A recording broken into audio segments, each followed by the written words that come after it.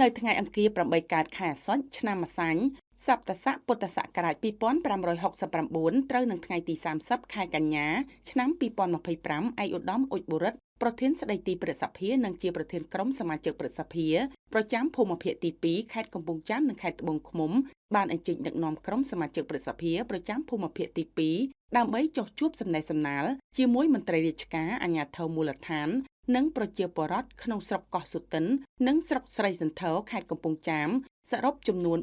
493នាក់នៅក្នុងពិធីសំណេះសំណាលទាំងពីរខាងលើឯកឧត្តមប្រធានក្រុមភូមិភាគទី2បានពំនាំប្រសាសន៍ផ្ដាំផ្ញើសួរសុខទុក្ខពីសំណាក់សម្ដេចអគ្គមហាសេនាបតីតេជោហ៊ុនសែនប្រមុខរដ្ឋស្ដីទីនិងសម្ដេចគតិព្រឹទ្ធបណ្ឌិតនិងបានជម្រាបជូនយ៉ាងក្បោះក្បាយអំពីមូលហេតុនិងសភាពការវិវត្តថ្មីៗនៅតាមបណ្ដោយព្រំប្រទល់កម្ពុជាថៃជាពិសេសសកម្មភាពឈ្លានពានយ៉ាងកុសខ្លួនសាហាវព្រៃផ្សៃអមនុស្សធម៌និងល្បិចកលមិនចេះអៀនខ្មាស់របស់កងទ័ពថៃមកលើបូរណភាពដែនដីរបស់កម្ពុជា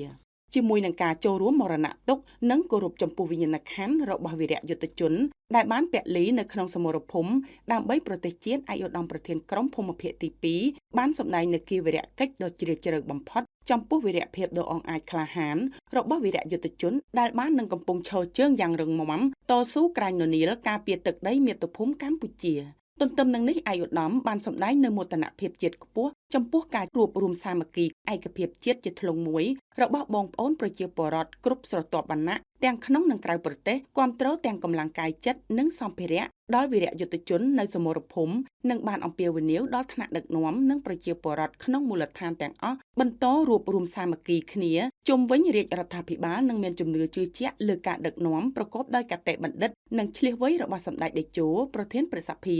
និងសម្ដេចមហាបវរធិបតីហ៊ុនម៉ាណែតនាយករដ្ឋមន្ត្រីកម្ពុជាក្នុងការចាត់វិធានការនានាដើម្បីការពារបូរណភាពដែនដីនិងដោះស្រាយវិវាទព្រំប្រទល់ជាមួយប្រទេសថៃដោយសន្តិវិធី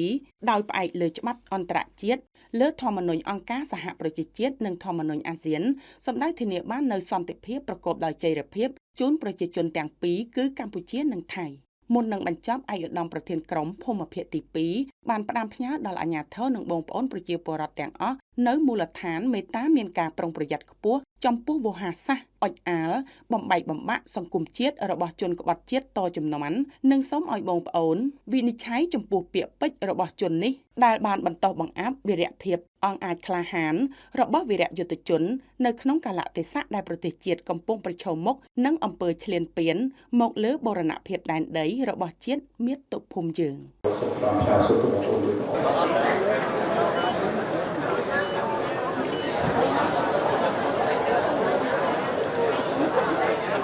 Thank you.